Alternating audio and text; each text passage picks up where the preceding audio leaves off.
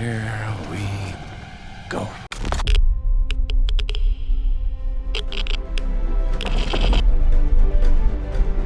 I can perform this movie review. Write a review, write it fast. Are we saying there's a chance that when we push that button, we destroy the world? Chances are near zero. Near zero. What do you want from theory alone? Zero would be nice.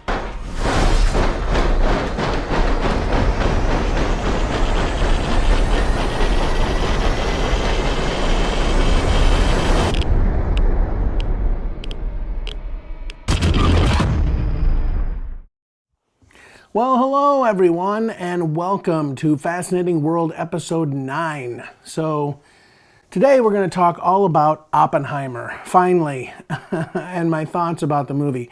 I just saw it this past Monday night, and I'm really excited to share my thoughts with you about the film.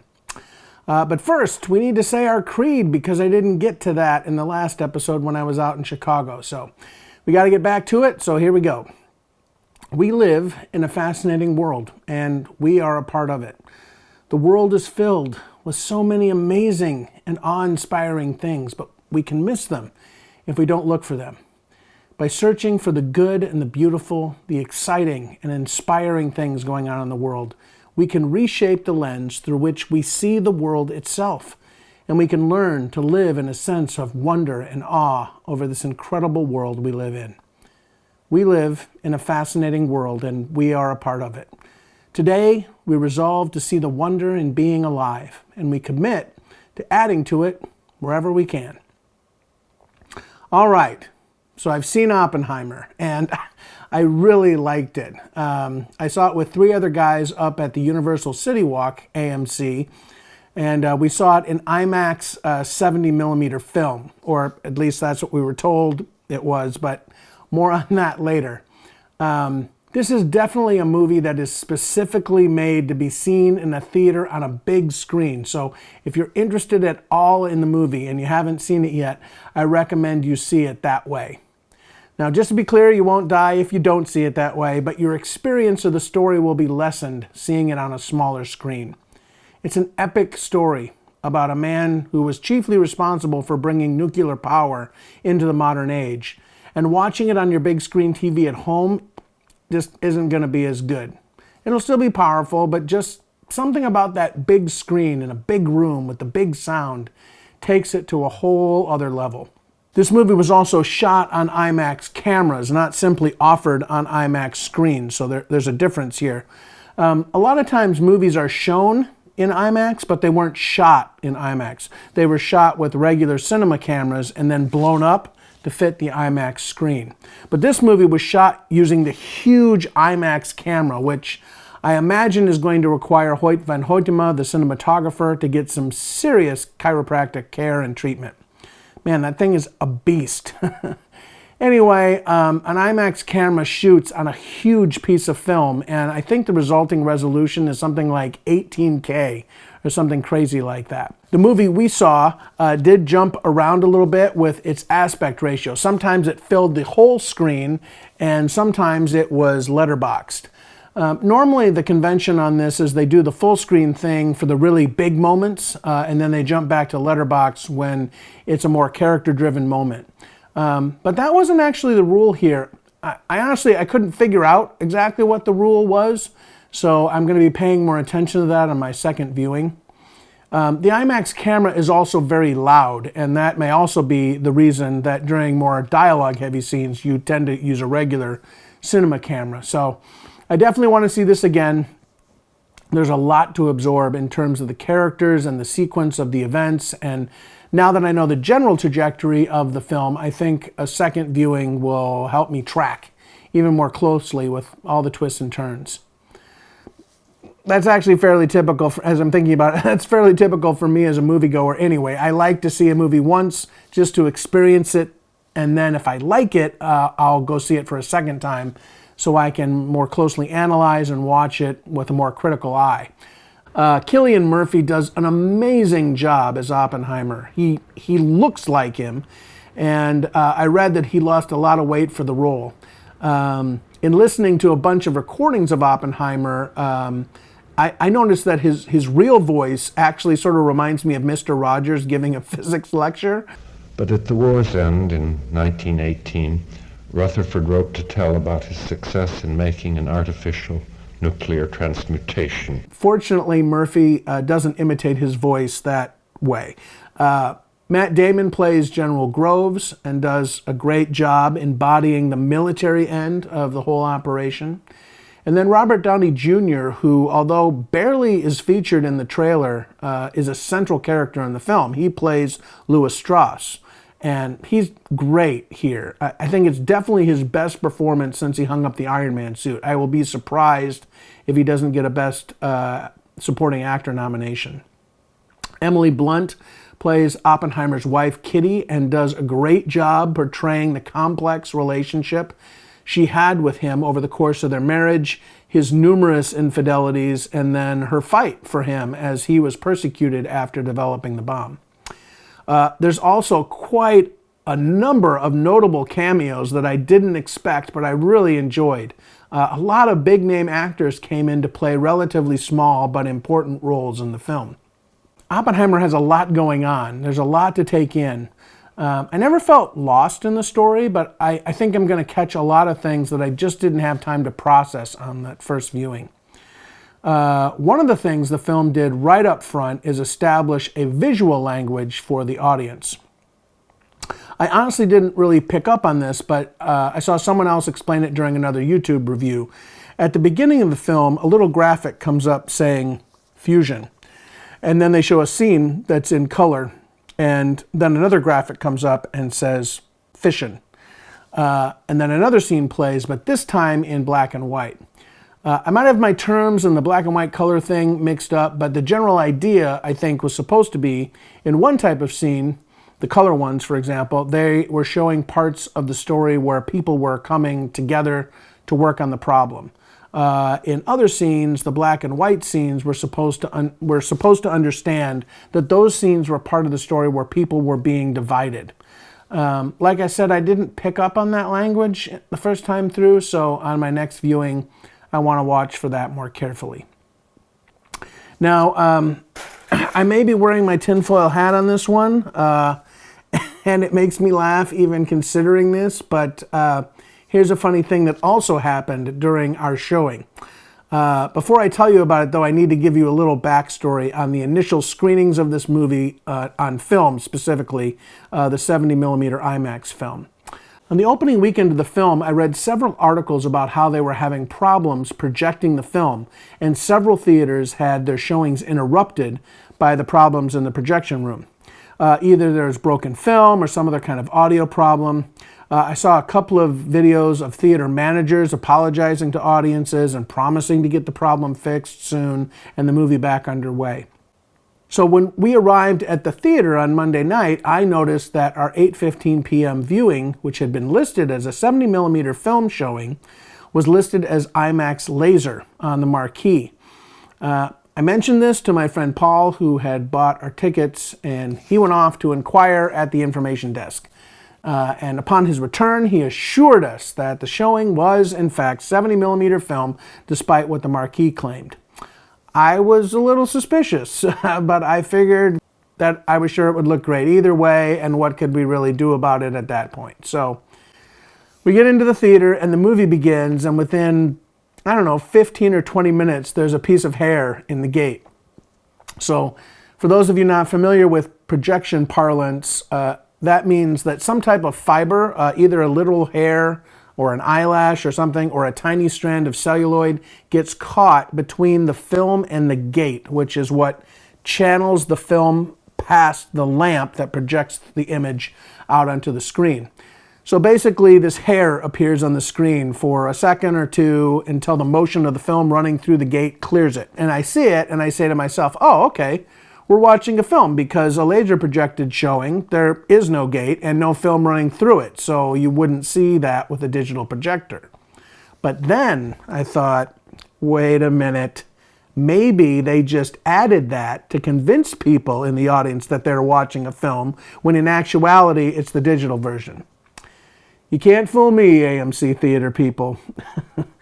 I bet they just had a bunch of problems with the film version on opening weekend because film is a physical medium that projectionists aren't used to working with anymore because it's been all digital for the last 10 or 15 years or so. And I can see the theater managers freaking out because they've sold out shows for weeks. So I'm imagining this imaginary conversation with the theater manager where he's like, what are we going to do? This film keeps on breaking. We don't have any trained projectionists that know how to handle this stuff anymore.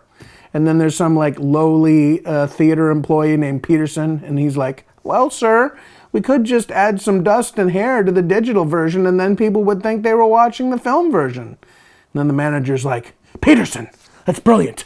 Take the file home tonight and get it done. Now get me another soy latte on the double. And Peterson's like, yes, sir. It's my theory. So later on in the movie, another piece of hair gets stuck in the gate and it slowly makes its way down the center of the screen and stops right over the top of Robert Downey Jr.'s forehead. And it sits there for a while, long enough for the audience members to start laughing about how silly it makes Downey look. And then finally it clears. Methinks thou protestest too much with your obvious hair in the gate trick, AMC. I've got your number. So, anyway, that's my theory. My theory, which belongs to me and which I own, is mine. I'm not sure if it's true or not, but I wouldn't put it past those tricksy theater people. Wicked, tricksy, false.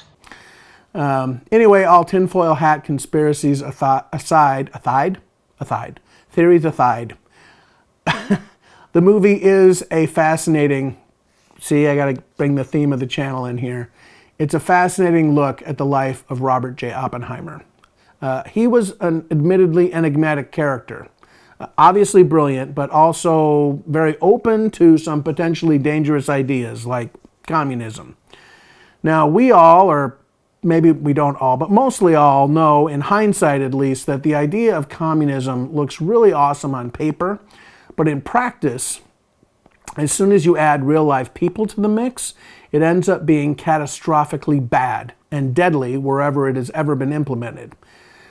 That's because the centralized power that is required to keep the scales balanced and fair end up eventually being corrupted by greed, and they can't help but heavily put their fingers on the scale, and then tyranny abounds every single time. Anyway, whether you agree with that assessment of communism or not, the point is that there was a time when people didn't have those historical examples to reflect on, so it was a much more attractive idea.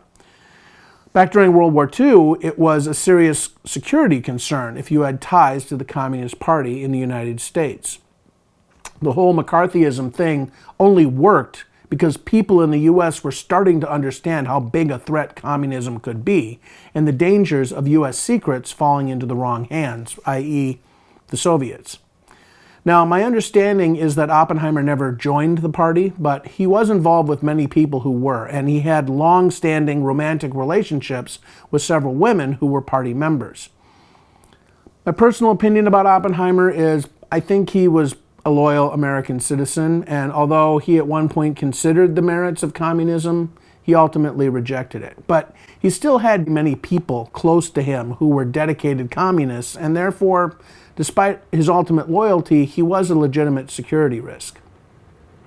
The movie explains this well, and there's a scene where he's confronted by a colleague of his who tells him that the only reason he's being kept off the atomic bomb project is because of his affiliations and political leanings. Now, Oppenheimer was Jewish, and he very much understood the seriousness of the Germans developing an atomic bomb before the Allied powers could. So he apparently, according to the movie at least, modified his behavior and made the changes necessary to get on the project.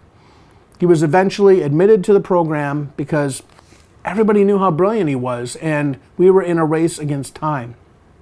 Even so, his actual security clearance took a long time to come through, even after he was already on the project. The movie shows this by having him constantly ask if it's come through yet. From the very beginning, there were people who were suspicious of his ultimate allegiances, and he gets challenged on it throughout the film. So the first 2/3 of the film are brilliantly executed in terms of this growing tension leading up to the testing of the first atomic device in New Mexico. As the viewer, the tension keeps rising and rising, and by the time the first device is detonated, you're on the edge of your seat. They do a fantastic job building to that point, taking you through all the struggles and obstacles they faced, both scientifically and politically. The scope of the project was massive, with just about every known scientific mind weighing in on the problem. Niels Bohr, Enrico Fermi, and Albert Einstein, just to name a few. Now, it was Einstein who wrote the original letter to Roosevelt, encouraging him to begin work on an atomic bomb program so that it could be used against the Nazis, who were already working on a bomb of their own. General Groves, the head of the Manhattan Project, puts Oppenheimer in charge of the Los Alamos laboratory. And Oppenheimer and Groves set out and bring the greatest minds to Los Alamos to begin the work of making the first nuclear bomb. The challenge of getting the bomb made and the first detonation is most of the story of the film, but there are a lot of significant things that happened with Oppenheimer immediately after that first test, and then moving forward in history as the U.S. grappled with how to handle the weapon that they now had at their disposal. After the bomb is successfully tested, Oppenheimer's security concerns come to the fore again, and several members of the intelligence community set out to make sure his security clearance would not be renewed. Chief among them was a man named Louis Strauss, who had risen to the role of commissioner of the Atomic Energy Commission. Now, although they were initially friendly, his relationship with Oppenheimer quickly became hostile. Strauss was a self-made physicist, and he had never attended college. And he and Oppenheimer soon came into conflict. And Oppenheimer even famously mocked him during a congressional hearing where Strauss was in attendance.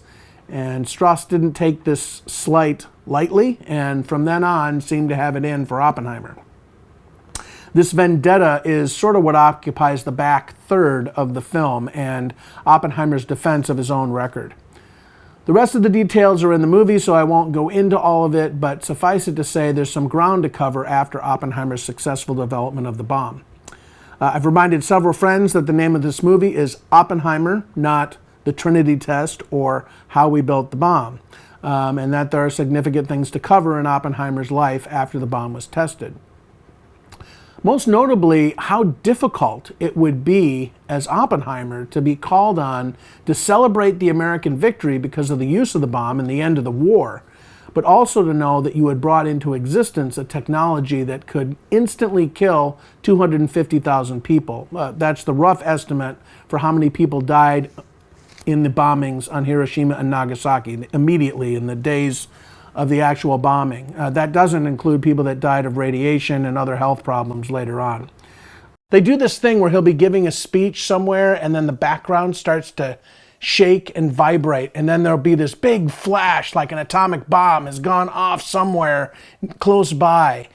And this is all in his mind. It's not really happening, but it just shows how psychologically fracturing it would be to try and deal with that reality. Oppenheimer supported using the bomb at the time it was used on Japan, at least in the movie he does. But afterwards, knowing how many people had died as a direct result of that invention, he began to feel an enormous and understandable amount of regret and remorse. There's a scene with President Truman where he expresses this feeling, and Truman tells him, "No one cares who made the bomb. They only care about who dropped the bomb, and I'm the one who dropped the bomb." Truman had little time for Oppenheimer's regret, and I think that's a point well taken, but regardless, I can't see how you could not be haunted by what that bomb was capable of doing in an instant, and knowing you had spearheaded the effort to bring it into existence. So yeah, it's a complicated tale, and it's not easily broken down into the good guys and the bad guys. Again, the thing I think I appreciated the most about the movie is how neutral and objective it is towards the issues at hand. Throughout the story, it just presents the issues, the reasons they did what they did, and why they thought that was the best course of action given what they knew at the time. Of course, there's weight given to Oppenheimer as the good guy and Strauss as being the bad guy, but I wouldn't say there's a straight-up villain in the movie. Strauss can at the very most be accused of having a thin skin and being willing to throw Oppenheimer under the bus for his own political gain, which backfired on him. But Oppenheimer could also be very calloused, and he was just a little bit more calculating and hid his character flaws better, perhaps even from himself. So yeah, I liked it a lot. I think it was great. I recommend you see it on the biggest screen possible if you can. Let me know in the comments section if you saw it already, what you thought of the movie. Okay, so just briefly before I sign off here this week, I also wanted to say thank you to all of you who enjoyed last week's episode of my trip to Chicago. The video felt a little all over the place to me narratively. I had planned on doing something more cohesive, but once I was out there and I was on vacation and I was having a great time seeing my friends and family, those plans sort of went out the window, and I came back with less than what I'd hoped for. So I was really glad that despite all of that, so many of you enjoyed that 360-degree experience. It was the first time I've ever edited a 360-degree video, so that was a little bit of a challenge too, but I had fun learning how to do that.